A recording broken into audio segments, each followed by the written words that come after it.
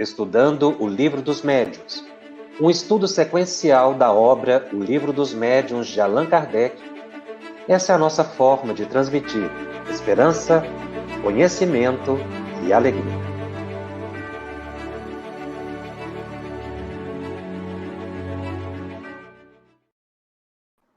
Olá, estamos iniciando mais um programa da série pela FEB TV, estudando o Livro dos Médiuns. Este é o programa de número 71. Nós estamos estudando o capítulo 18 da segunda parte de O Livro dos Médiuns. Este programa é a segunda parte, ou segundo programa, relativo ao capítulo 18, que trata dos inconvenientes e perigos da mediunidade. No programa de hoje, nós vamos falar sobre a mediunidade na infância e na adolescência. Estamos no item 221, na pergunta de número 6. Haverá inconvenientes, pergunta Allan Kardec aos espíritos, em desenvolver-se a mediunidade nas crianças? E os benfeitores espirituais respondem ao codificador: certamente. E sustento mesmo que é muito perigoso, pois que esses organismos débeis e delicados sofreriam, por essa forma, grandes abalos, e as respectivas imaginações, excessiva sobreexcitação. Assim, os pais prudentes devem afastá-las dessas ideias, ou, quando nada, não lhes falar do assunto, senão do ponto de vista das consequências morais. Allan Kardec dedica no Livro dos Médiuns apenas 3 questões sobre a mediunidade na infância e na adolescência. Ele que, segundo consta por algumas pesquisas, informação que nós colhemos, ele contou com a colaboração de médiuns adolescentes. Então, a pergunta que Allan Kardec faz é relativa a desenvolver, a provocar o desenvolvimento, ou verificando a faculdade mediúnica numa criança, colocá-la para a atividade mediúnica. E como vimos, os espíritos disseram que é perigoso levar a criança à sessão mediúnica para o desenvolvimento. E os espíritos dizem que o risco é quanto à saúde física e psíquica. Porque, na verdade, a criança ainda não está sendo formada. Ainda está em formação, em desenvolvimento. E aí os espíritos dão a importante orientação aos pais: afastá-las dessas ideias, ou, quando nada, não lhes falar do assunto senão do ponto de vista das consequências morais. Então, aqui nós partimos de um ponto fundamental. Os pais precisam conhecer de espiritismo e de mediunidade para poder conversar com a criança ou adolescente sobre a mediunidade sem repressão, sem pânico, porque para a criança o fenômeno é muito natural. Acontece que grande parte dos pais não dominam o assunto. E mais, muitos não conseguem perceber a manifestação mediúnica nas crianças. E é aí que a situação fica muito complexa.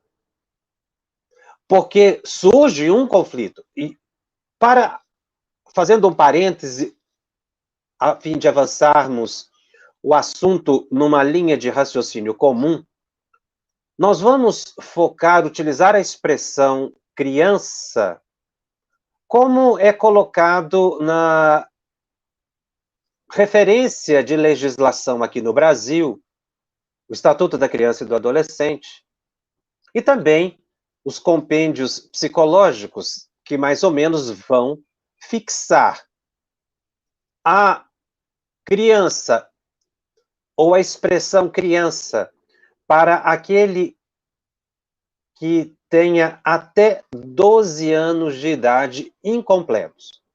De 12 anos a 18, adolescente. Acima de 18, o adulto jovem, ou simplesmente o adulto, ou o jovem. Nós temos que fixar esse parâmetro, esse limite, ou esses parâmetros de idade, porque quando nós falamos de mediunidade no jovem, muitas pessoas colocam dentro da palavra jovem ou adolescente. E é preciso a gente separar para analisar adequadamente o caso. Então, Allan Kardec, quando está estudando o tema relativo à criança, ele está falando daquela pessoa até os 12 anos de idade. Então, a mediunidade exercida na infância, ela traz riscos. Mas a falta de orientação traz tão ou mais riscos. Porque a criança fica num conflito, uma vez que não existe, ou muitas vezes ela não conta com uma pessoa que possa lhe dar a segura orientação sobre o que está acontecendo. Nós trouxemos um breve relato para ilustrarmos essa questão da mediunidade na infância e a complexidade que é de conviver com uma criança médium. E aqui, fazendo referência à mediunidade que se torna perceptível, ostensiva, de efeitos patentes. No ano de 1914, numa cidade do interior aqui do Brasil, João Cândido Xavier discute com a esposa, Maria João de Deus, a respeito de uma vizinha que acabara de sofrer um aborto. Enquanto o pai começa a criticar o ato, seu filho, de 4 anos de idade, interrompe a conversa dos pais e diz o seguinte: o senhor, naturalmente, não está bem informado a respeito do caso. O que houve foi um problema de nidação inadequada do ovo, de modo que a criança adquiriu uma posição ectópica, o que gerou o aborto. O pai ficou extremamente surpreso, uma criança de 4 anos, e ele ficou tão pasmo com aquela situação que ele chegou a perguntar para a esposa se não tinham trocado o filho numa visita que eles acabaram de fazer ao centro da cidade, porque aquele, por certo, não era o filho dele. E ele pergunta, o que é nidação? O que é ectópico? E a criança não soube responder. Ele somente disse, eu estou repetindo para o senhor o que o moço aqui do lado está me dizendo. Este menino, com 4 anos de idade, era Chico Xavier, Francisco Cândido Xavier, na cidade de Pedro Leopoldo, no interior de Minas Gerais.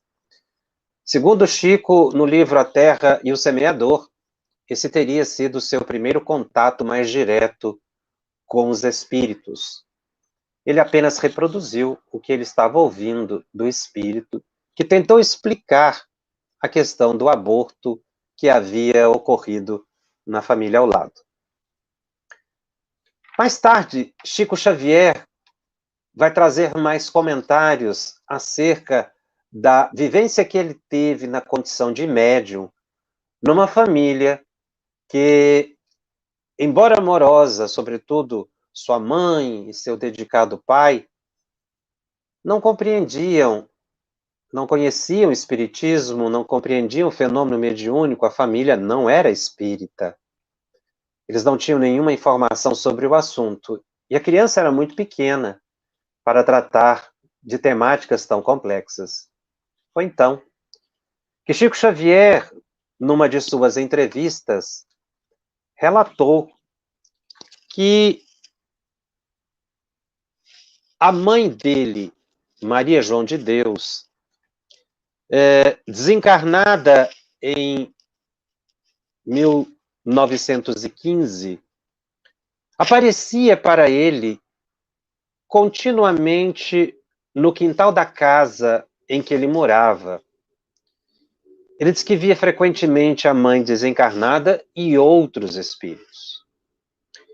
Mas as pessoas que me cercavam, diz Chico Xavier, não conseguiam compreender minhas visões e notícias e acreditavam francamente que eu estivesse mentindo ou que eu estivesse sob perturbação mental.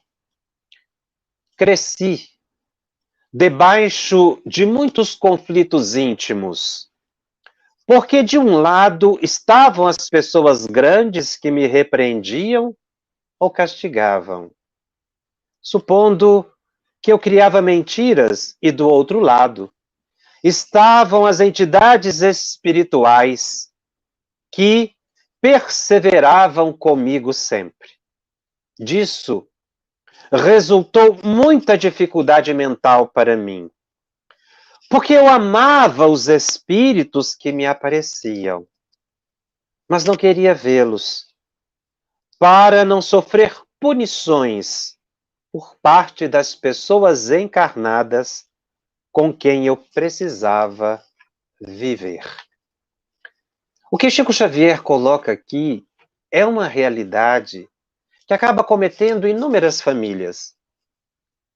Nem todas são espíritas, obviamente. Mesmo entre os adeptos espíritas, poucas são aquelas que se interessam pelo estudo da mediunidade, do espiritismo mais aprofundado. Então, esse despreparo para orientar a criança é muito comum. Obviamente que não se há aqui de censurar as famílias, mas de se estimular a orientação mais adequada. Nós temos que partir do ponto fundamental. Todas as crianças são médiuns. Se elas exibem ou não traços dessa faculdade, isso são eventos mais isolados. Porque a faculdade mediúnica é uma faculdade humana, é natural. E até os 7 anos de idade, diz o Espírito Emmanuel no livro Consolador, a criança está muito mais voltada para a dimensão espiritual. Ela ainda não está plenamente integrada no corpo. Recordando muito do que assumiu, os compromissos que assumiu na vida espiritual antes de encarnar, ela fica muito suscetível às orientações das pessoas com quem ela convive. Daí a importância da orientação evangélica, da orientação moralizante, transformadora, que dê a essa criança bases para o enfrentamento da vida adulta. Então, estando nessa condição de, ainda em processo de assimilação de toda a engrenagem física, a criança tem percepções que nós estamos utilizando a denominação de mediúnicas, mas que, na verdade, são percepções da alma da criança. Portanto, anímicas. O que seria? Lembranças de vidas passadas. Existem crianças que relatam plenamente o modo que desencarnaram em vida anterior. Tivemos notícia de uma criança que chegou num cruzamento numa cidade, entre ruas, o carro parou no sinaleiro e a criança apontou dizendo que ela havia desencarnado daquela maneira, numa rua como aquela. Uma criança pequena, de 6 anos de idade. Essa recordação é da alma. Mas também as percepções através da vidência. O caso de Chico Xavier, quando ele ouve o espírito, isso é uma manifestação anímica. Naturalmente, no momento em que ele repetiu o que o espírito disse, ele estava numa atitude mediúnica. Mas a faculdade de vidência é uma faculdade anímica, é a alma que vê. É a alma que ouve. Chico poderia ter ouvido e não reproduzido. Se isso tivesse acontecido, o fenômeno teria ficado no plano apenas de anímico. Então, esses conflitos que Chico relatou, que ele sofria, decorrentes da incompreensão da família, realmente causam muita perturbação na criança, porque não basta dizer que elas estão mentindo. Uma outra percepção muito comum nas crianças são os sonhos. Porque o sonho é um afastamento, é a lembrança do afastamento que a alma da criança teve do corpo. Como Emmanuel disse, a criança ainda não está plenamente integrada ao organismo físico. Elas têm sonhos muito lúcidos, vívidos. E muitas querem relatar esses sonhos. É importante, quando a criança chama os pais para falar de um sonho, ou de algo que viu, ou de que conversou com alguém, que os pais não estão vendo, que se preste atenção na criança. Não basta dizer que ela está mentindo ou inventando. Lembrando que a psicologia já identificou o amigo imaginário. Muitas crianças têm um amiguinho imaginário. Isso é da psique da própria criança.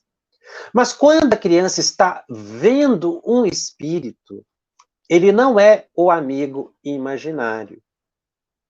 Porque ele é capaz de descrever e trazer até mesmo informações do que o espírito está dizendo. É claro que nós temos que considerar nesse panorama de visões as enfermidades. Por isso, os pais devem estar sempre atentos ao que as crianças vêm dizer. Sempre encontrar tempo para sentar e prestar atenção no que estão dizendo.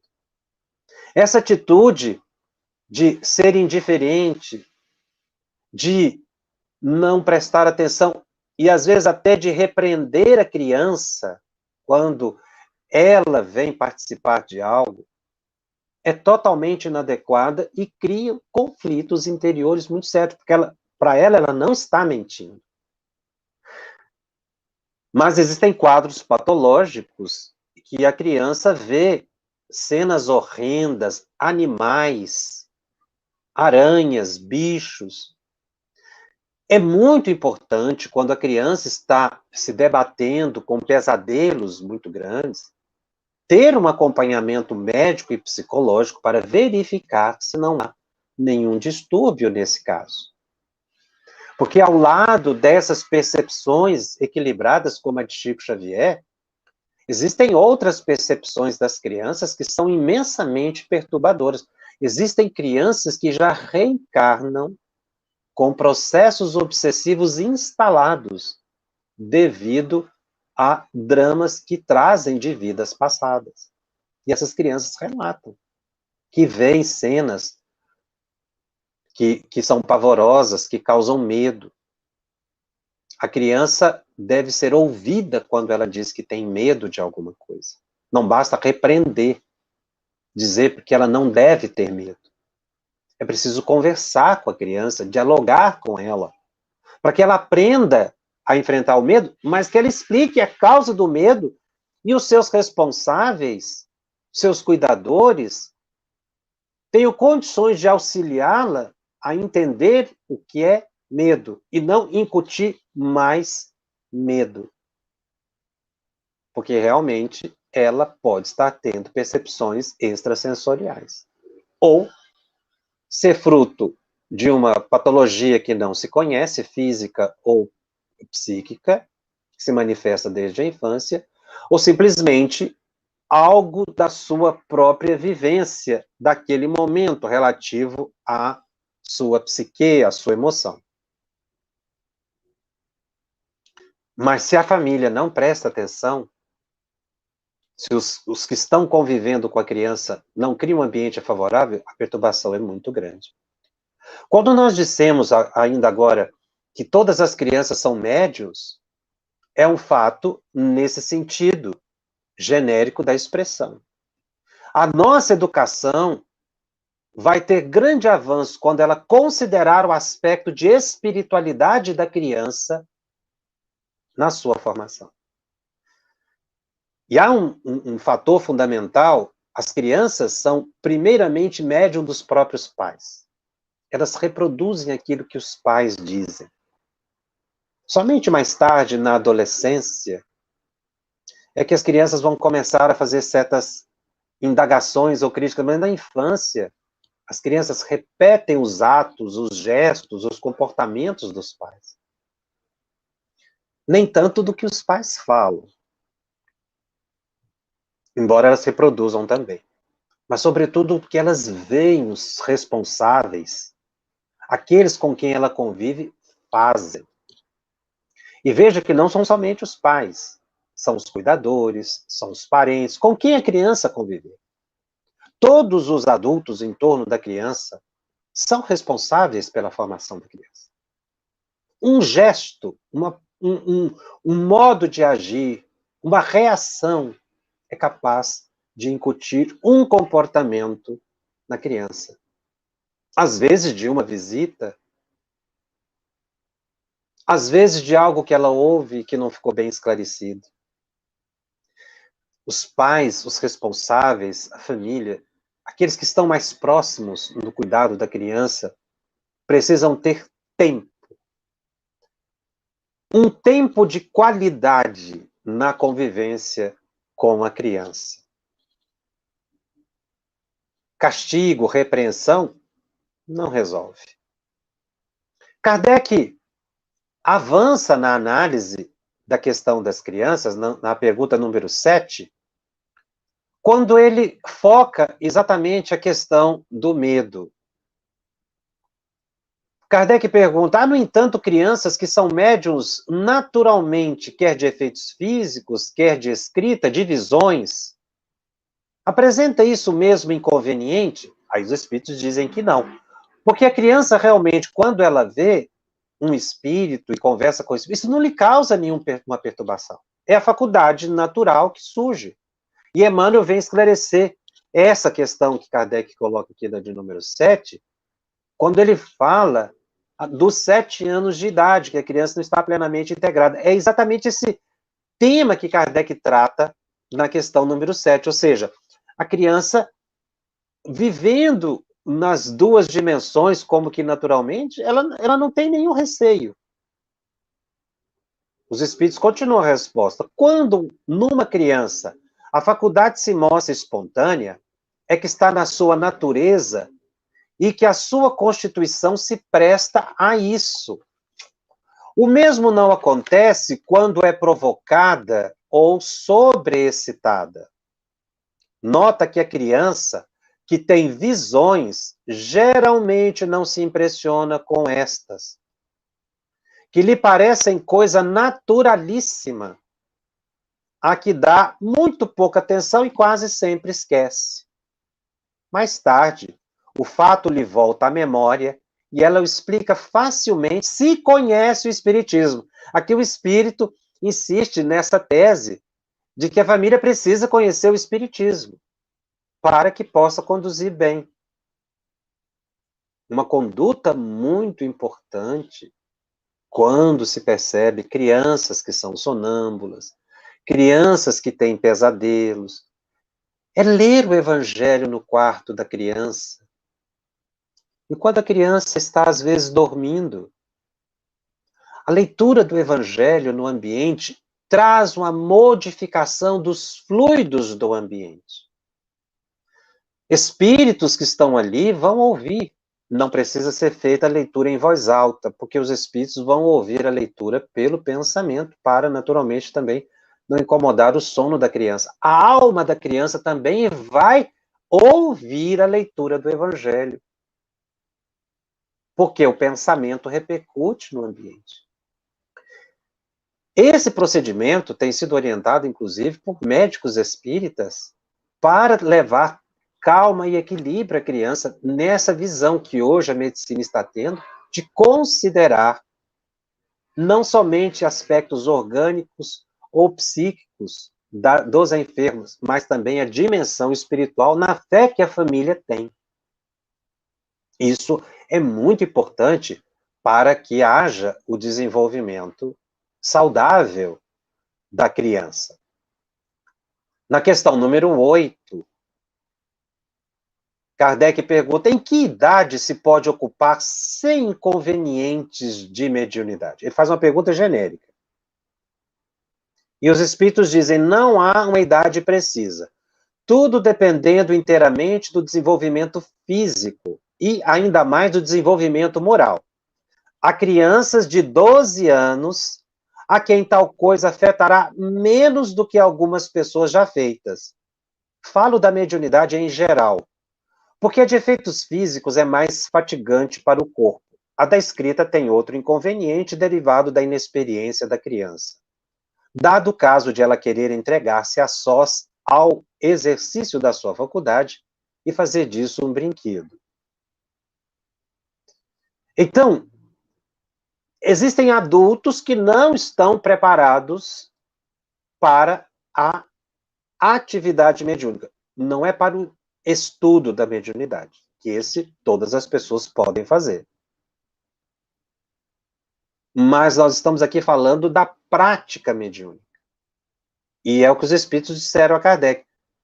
Muitas vezes tem criança com muito mais segurança do que adultos. Não que eles estejam recomendando, mas fazendo um estudo técnico da matéria. Realmente não há idade precisa. A mediunidade pode surgir na infância, na adolescência, na vida adulta ou na senectude. Em qualquer época da vida da pessoa pode surgir a mediunidade. E isso é natural. Dependendo do tipo das condições de surgimento da faculdade, a pessoa poderá ir para uma reunião de estudo e prática da mediunidade para o desenvolvimento e depois se dedicar a um grupo. Kardec, no item 222, ele só dedica essas 3 questões que nós lemos ao tema, mas ele faz um comentário muito importante no item 222, fechando esse tema da mediunidade na infância e na adolescência. Ele diz o seguinte: a prática do espiritismo, como veremos mais adiante, demanda muito tato para a inutilização das tramas dos espíritos enganadores, as obsessões, que é o grande ponto, o grande risco que corre se colocar uma criança ou uma adolescente para a prática mediúnica, que ele está falando aqui, prática do espiritismo, e não estudo do espiritismo, porque nós já sabemos que o estudo por si só do espiritismo não desenvolve a mediunidade numa pessoa. A mediunidade não é criada na pessoa. Aquela que tem pode ser aquela que tem a faculdade, já com manifestações ostensivas, pode desenvolver esta sim. Kardec continua comentando, se estes, os obsessores, os espíritos perturbadores, iludem os homens feitos, claro é que a infância e a juventude ficam mais expostas a serem vítimas deles. Então, aqui ele usa a expressão juventude, mas em qualquer idade a pessoa pode ser enganada. O jovem pode ser conduzido à prática mediúnica, e aí eu estou falando de jovem acima dos 18 anos. Sim. Ele pode estudar e ir para a prática mediúnica, se isso for da sua índole. Mas é muito importante que o jovem saiba o que é ir para uma prática mediúnica. Ir só para curiosidade pode levar a essas frustrações que Kardec acabou de colocar como obsessão. Muitos grupos mediúnicos fecham as portas ao jovem. E isso é uma atitude inadequada nos centros espíritas que procederem dessa forma. Porque nós temos que acolher acima dos 18 anos, que é a idade de segurança. Até os 18 anos, se a criança apresentar, o adolescente apresentar traços de mediunidade, o que se deve fazer foi o que Kardec comentou agora há pouco, ou que os espíritos disseram a Kardec. Falar para a criança, para o adolescente, sobre os aspectos morais. Explicar o espiritismo, estudar com ela, para ela entender, mas não levá-la à prática, que é o que ele está dizendo aqui agora. Porque muitas pessoas, às vezes, fazem uma interpretação parcial dessas questões e dizem que a criança pode desenvolver a mediunidade por causa dessa questão aqui, a número 7, quando ele pergunta: há, no entanto, crianças que são médios físicos, que é de escrita e de visões. Apresenta isso o mesmo inconveniente, quando ele diz que não se deve levar a criança ao desenvolvimento. E os espíritos dizem não. Nós não podemos fazer uma interpretação aqui isolada do comentário do item 222. Quando ele vai dizer aqui que é inconveniente, sim, porque a criança não tem ainda a maturidade. E o jovem, ele precisa entender o compromisso que ele está assumindo. Ele pode ser acolhido para a prática? Pode. Mas ele precisa saber se é o momento de vida dele, saber que é um compromisso para a vida toda, se aquilo não é apenas uma curiosidade, uma empolgação. Porque médiuns como Chico Xavier, que começaram muito cedo, Divaldo Pereira Franco, Ivone, almas muito amadurecidas, assumiram muito cedo, mas levaram, e ainda no caso de Divaldo, leva a mediunidade por uma existência inteira, renunciando, inclusive, muito das alegrias da juventude.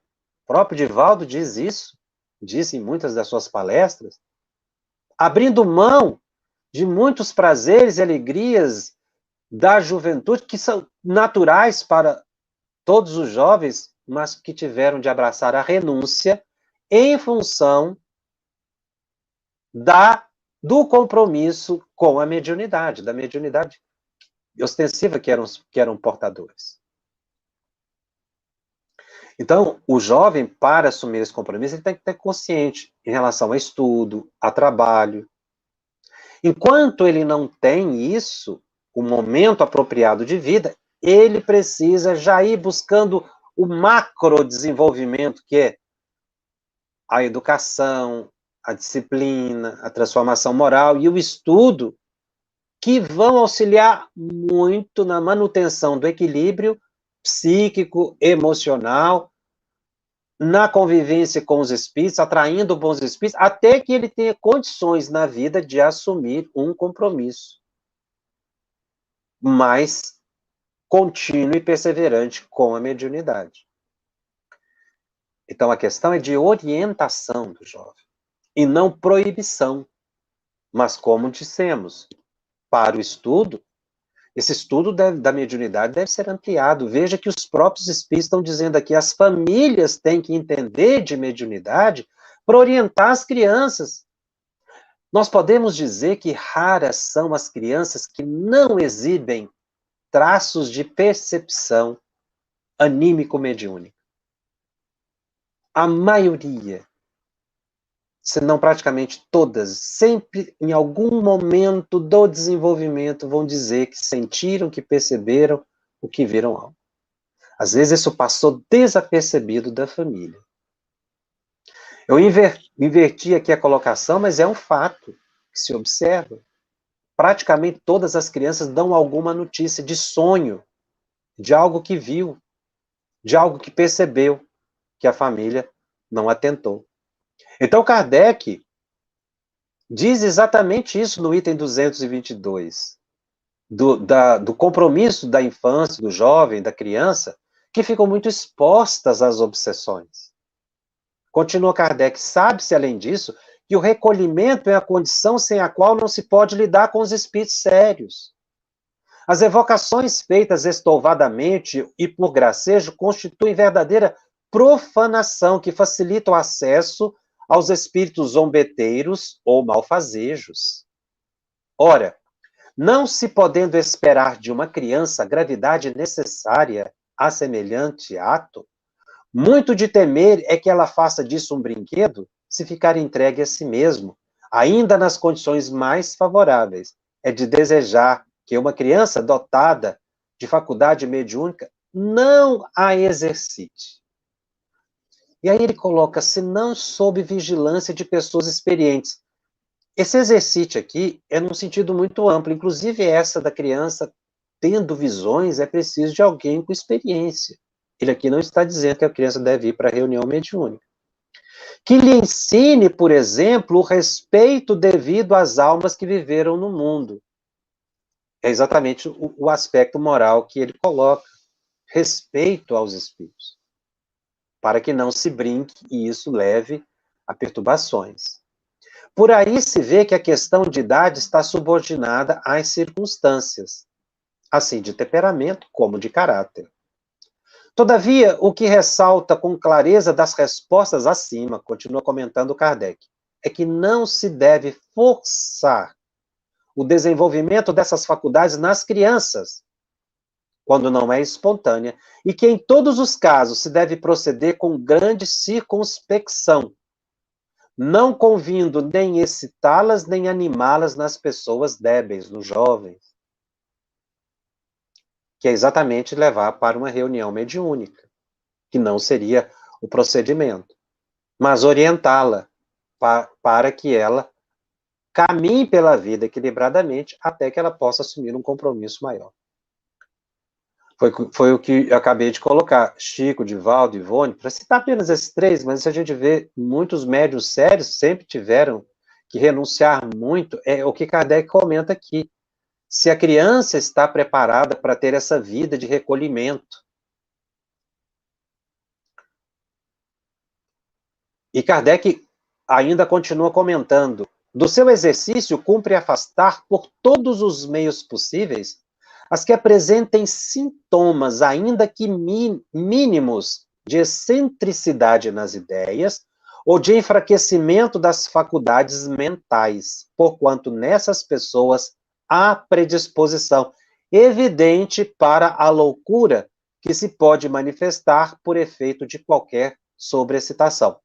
Então, aqui Kardec está dizendo que se a percepção mediúnica ela pode trazer comprometimento, se exercitada numa criança saudável, naquela que é enferma, ou no jovem, ou no adulto, que tem qualquer comprometimento físico ou psíquico, isso é grave.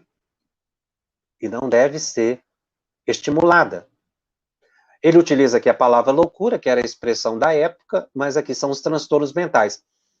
Ora, para o pai para a mãe, para o responsável, para os cuidadores saberem se o que a criança está passando é um transtorno, se ela tem um transtorno, é preciso ter acompanhamento médico e psicológico.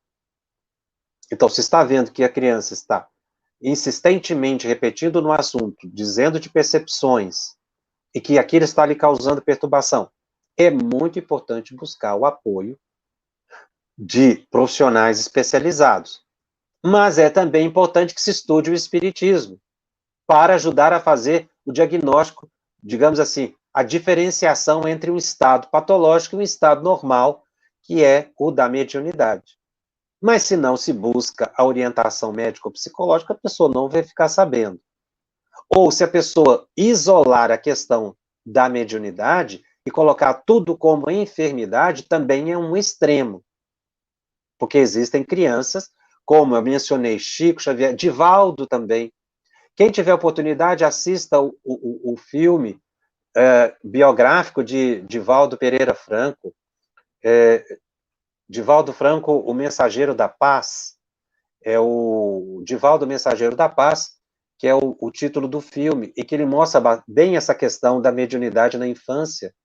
E a vida que ele teve a partir da mediunidade assumida, um compromisso sério, é essa renúncia que Kardec está falando aqui, que todo médium precisa ter. No filme fica bem exemplificado. Para que a gente assuma o compromisso, sim. Não é para fugir do compromisso, mas com consciência. E que a gente não vá buscar mediunidade apenas por uma questão de curiosidade. Quando ele fala aqui das excentricidades de ideias, são crianças impressionáveis, que podem apresentar qualquer enfermidade. E o codificador vai dizendo, as ideias espíritas não têm a respeito maior influência do que outras. Estudar espiritismo não causa perturbação. Estudar espiritismo não leva ninguém a transtorno mental. Mas se a pessoa tiver um transtorno mental, diz Kardec, ou loucura, tomará o caráter de preocupação dominante, como tomaria o caráter religioso. Se a pessoa se entregasse em excesso às práticas de devoção, e a responsabilidade seria lançada ao espiritismo. Aqui Kardec está respondendo às críticas que as pessoas diziam à época que estudar espiritismo levava à loucura. O que de melhor se tem a fazer com todo indivíduo que mostre tendência à ideia fixa é dar outra diretriz às suas preocupações, a fim de lhe proporcionar repouso aos órgãos enfraquecidos. Então, se uma pessoa, se uma criança, um adolescente, um jovem, um adulto, ele apresenta alguma debilidade, então não se deve levar a certos assuntos que possam lhe prejudicar. Mas o problema não é o assunto, é a debilidade da pessoa, que é a questão.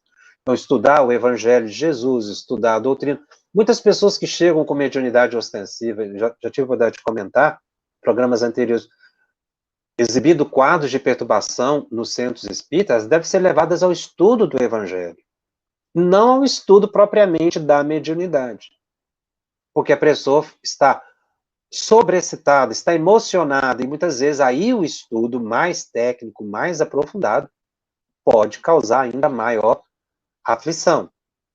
É aí que entra o estudo do Evangelho, os aspectos gerais da doutrina, para que a pessoa vá se harmonizando, e aqueles espíritos ligados à pessoa também se harmonizando, e dessa forma, depois, ela possa optar pelo estudo da mediunidade.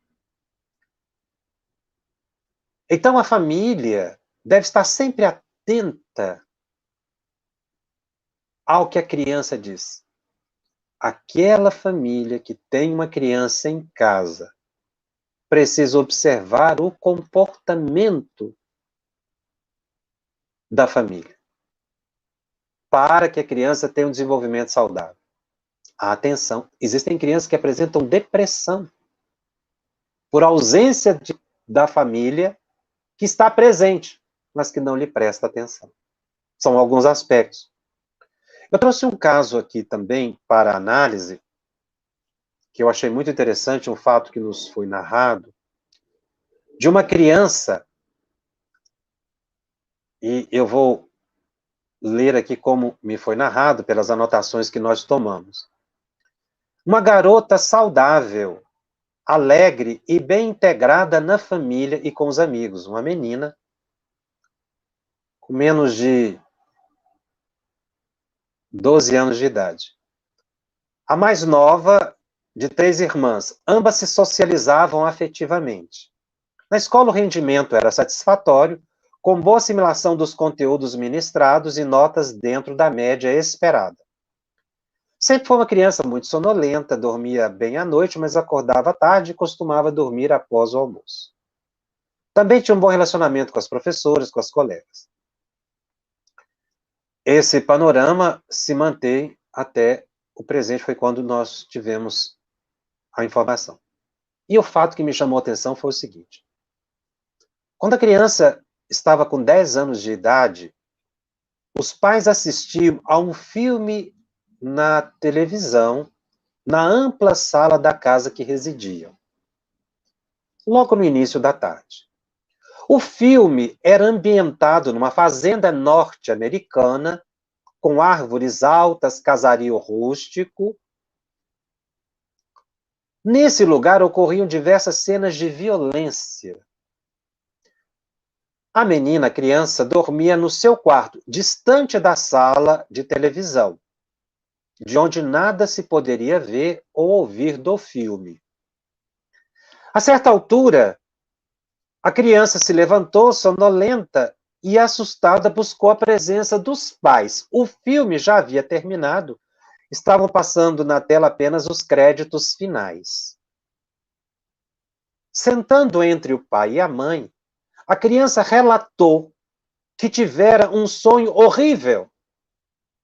Disse que se via correndo entre árvores muito altas, quando adentrou uma casa de telhado baixo e amplo, onde ocorriam vários crimes. Havia muito sangue. Um homem pavoroso corria atrás das pessoas com uma arma na mão. O casal ficou estarrecido. A criança descreveu exatamente o filme que acabaram de assistir. Como era possível? Pensaram. A criança não ouviu o filme, não acompanhou. E foi aí que nós tivemos a oportunidade de conversar o que havia acontecido com essa criança. A criança, o provável é que ela se afastou do corpo,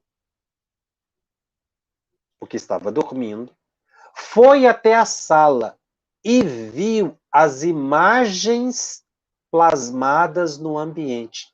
Foi um fenômeno de psicometria de ambiente. Isso é comum. As nossas palavras, os nossos pensamentos, a imagem do filme, da televisão, impressiona o pensamento, e o pensamento altera o fluido do ambiente, criando as imagens. A criança viu e acordou assustada. A família era espírita, tinha sempre o hábito de prestar atenção na criança, nos filhos, enfim. Foi o que ajudou a entender e acalmar a criança. A partir daí, eles começaram a prestar mais atenção no tipo de filme que assistiam, nos comentários que faziam, porque eles perceberam que a criança tinha a possibilidade de desdobramento. Uma das outras filhas percebeu-se que era sonâmbula. Ela muitas vezes estava em oração e tinha momentos em que apagava, parecia como se desmaiasse e não se lembrava de nada do que tinha acontecido. São coisas comuns que acontecem nas famílias e que deve estar atento para a oração, para não ter brigas, discussões. O amor em família é fundamental para uma educação saudável. Não estamos falando da instrução escolar apenas, mas da educação, num sentido mais amplo, que é necessário os lares pautarem. Fazerem o estudo do Evangelho semanalmente, o Evangelho no lar, é fundamental. Mas não esquecer do Evangelho vivido nos outros dias.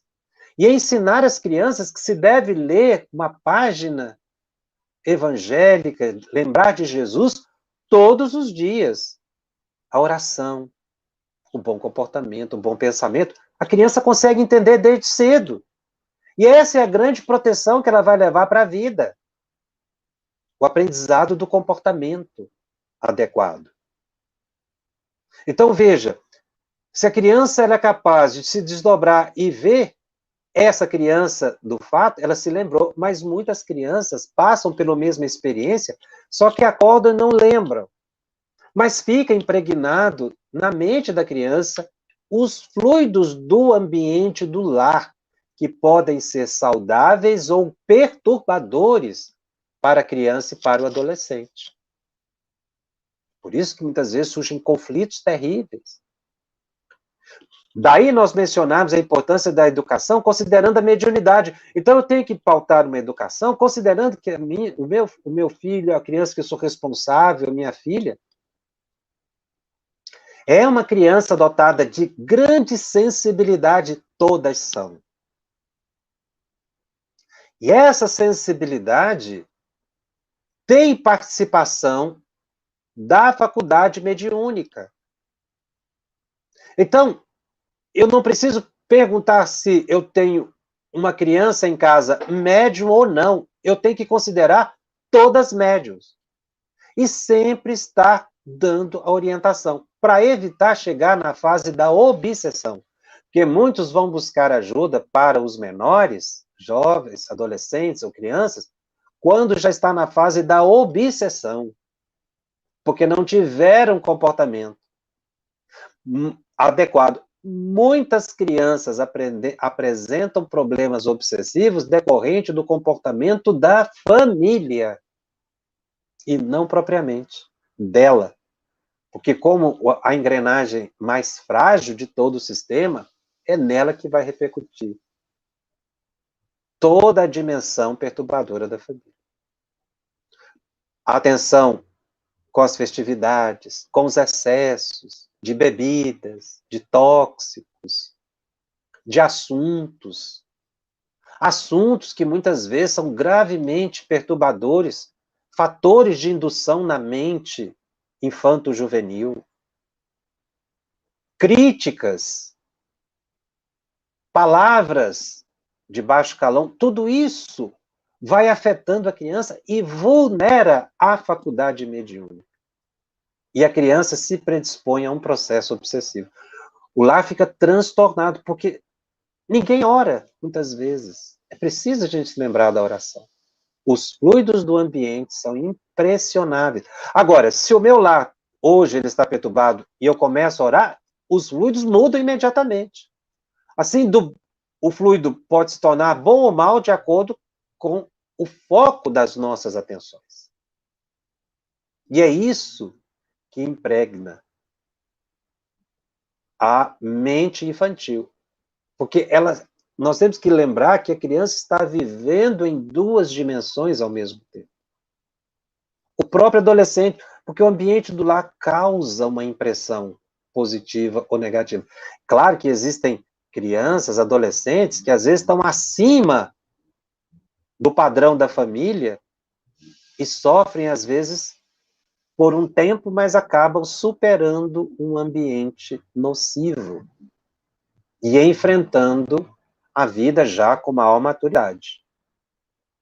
Existem almas que são superiores ao ambiente familiar. Então, elas sofrem um impacto na infância e na adolescência, mas depois, na vida adulta, seguem equilibradamente. Outros não. Chegam na vida adulta reproduzindo comportamentos que lhes foram ensinados na infância.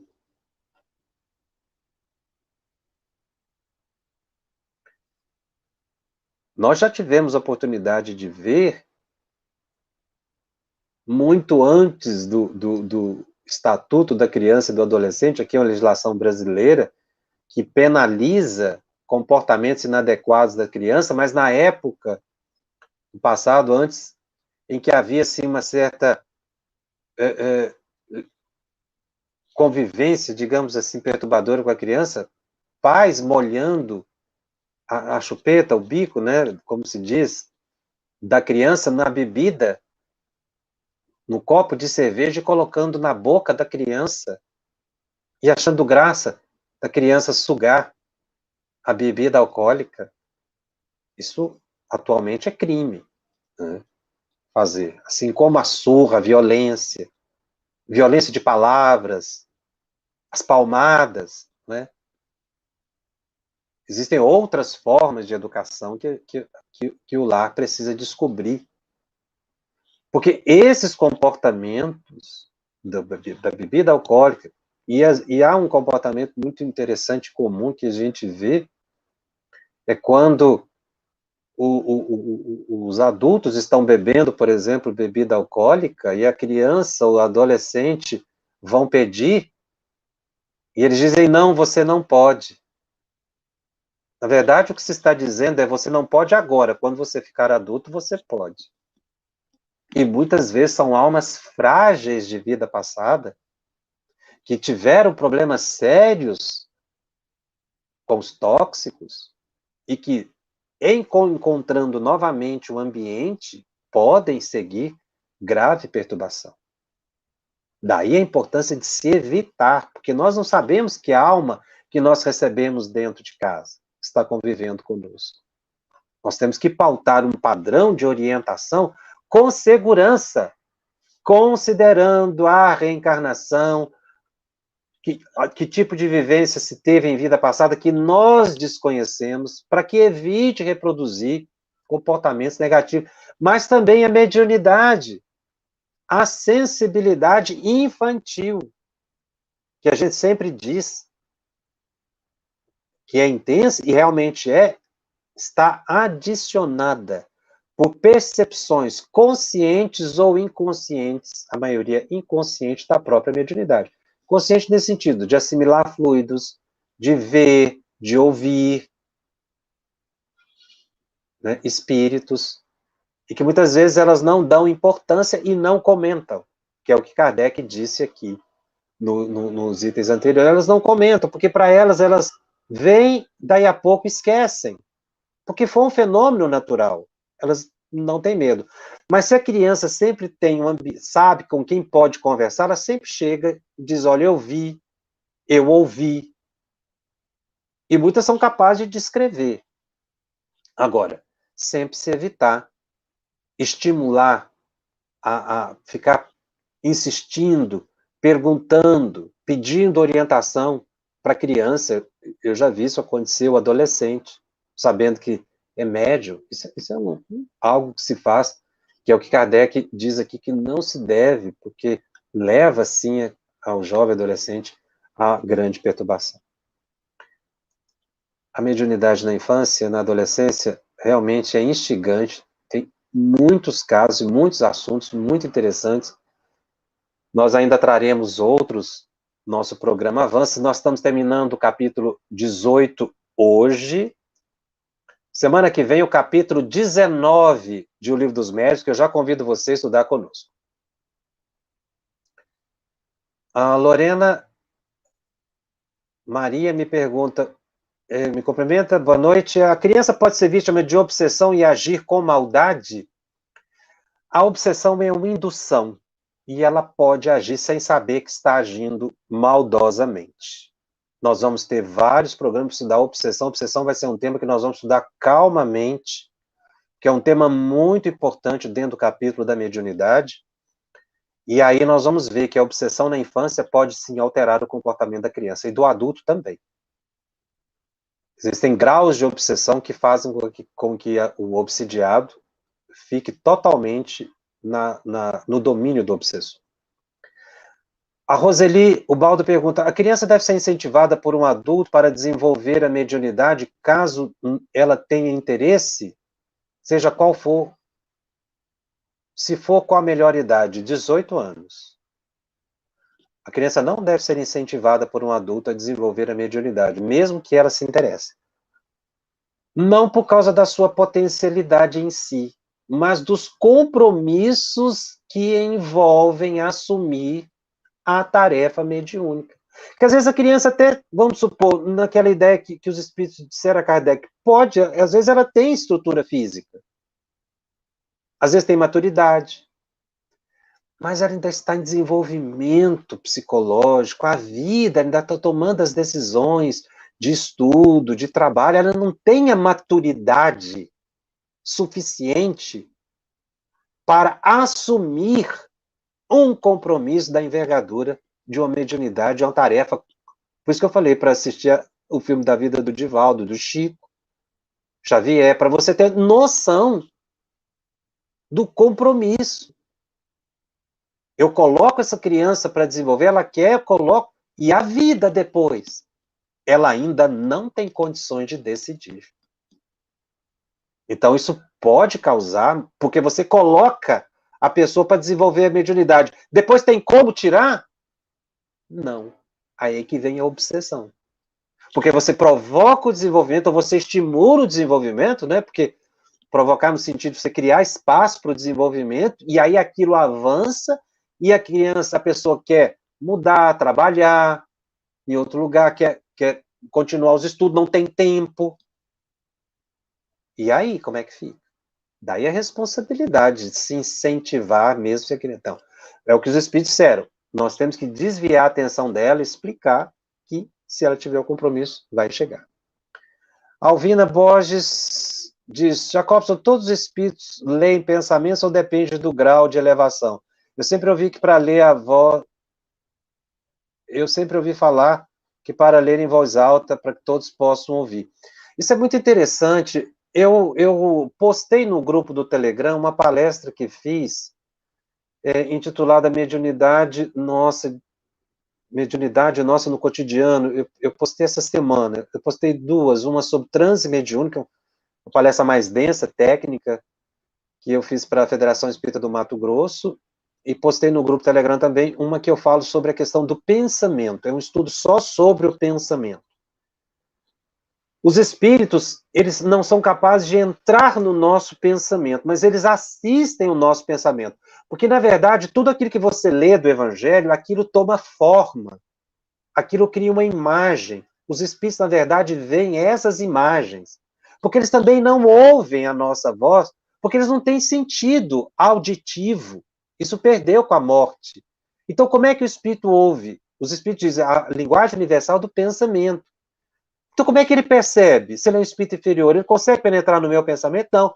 Mas os meus pensamentos se exteriorizam. Quando eu estou lendo o Evangelho, as cenas do Evangelho, as imagens balsamizantes que está criando na minha mente, porque tudo que a gente lê cria uma imagem na nossa mente, senão a gente não entende, mas as imagens criadas é que são vistas e percebidas pelos espíritos. Por isso que não precisa ler em voz alta.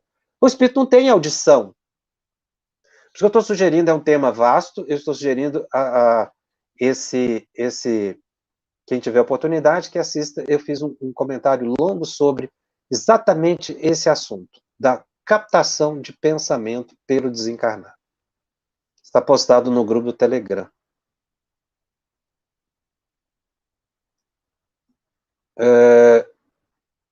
A Luciana Michael faz a pergunta, no autismo, pode a criança ter a mediunidade e percepção mais aflorada em momentos de crise?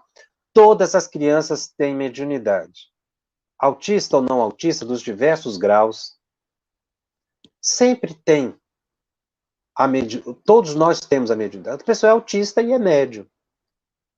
Agora, muitas vezes não pode exercer. No momento de exacerbação, ou às vezes até o que provoca uma crise pode ser uma percepção espiritual que se teve. Por isso a importância do passe, da leitura do Evangelho em casa, da água fluidificada, para manter a estabilidade emocional. Como proceder com a criança que vê e tem muito medo? Preciso conversar com a criança sobre o medo. Aquela de, eu tenho medo do escuro, não apaga a luz não, apago sim, fecho a porta, você tem que acabar com essa história do medo. Isso é a pior coisa que se faz. É preciso conversar com a criança, negociar com a criança, colocar uma luz menor, para que ela vá entendendo o processo de medo. Existem crianças que têm processos obsessivos e que causam muito medo. Crianças que não veem espíritos bons e que causam medo. Então é preciso perguntar, ouvir o que é que está causando o medo. Se você não atingir a causa do medo, o medo não desaparece. A criança precisa entender. Por isso que Kardec fala, né, achei interessante ele colocar aqui, a gente aprender a ter respeito pelos desencarnados. E não medo dos desencarnados.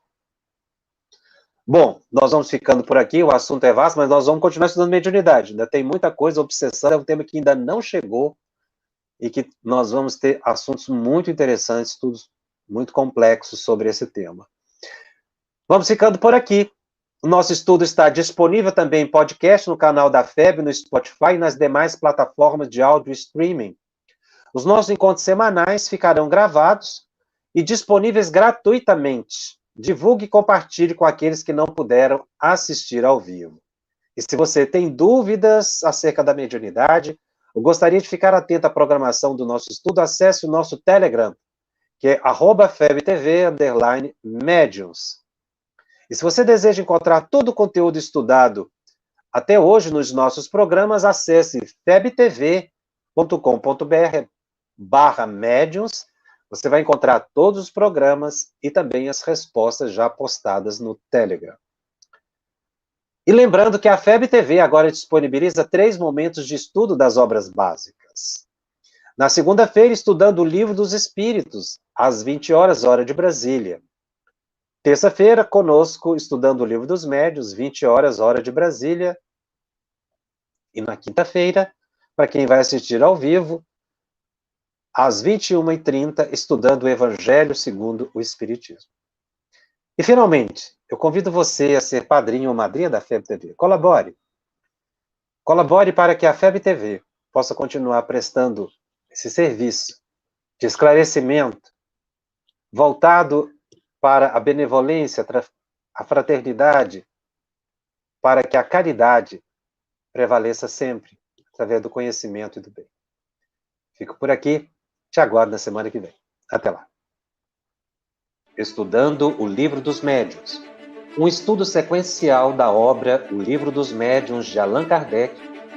Essa é a nossa forma de transmitir esperança, conhecimento e alegria.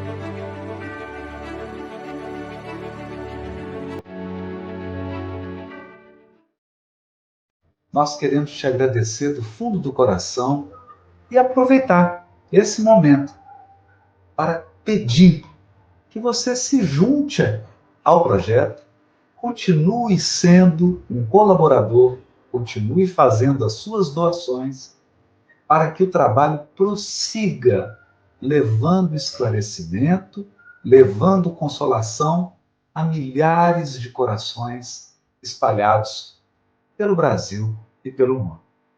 Gratidão e esperança na continuidade da sua doação.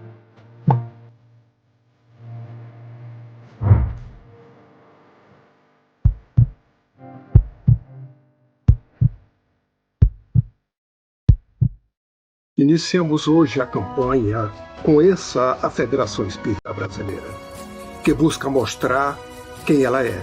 O trabalho realizado por meio desta instituição centenária, trazendo você para dentro da nossa casa. Como surgiu a Federação Espírita Brasileira? De Augusto Elias, o seu fundador, aos dias de hoje, o que ocorreu? Quem foram e quem são os vultos que fizeram e fazem parte dessa história? Qual a relação de nomes como Chico Xavier, Bezerra de Menezes, Ivone Pereira com esta instituição? Qual a sua missão? Como ela atua na formação do homem de bem? Apresentaremos a Federação Espírita Brasileira em formato dinâmico com vídeos, depoimentos, postagens históricas, áudios. Conheça e faça parte desta família.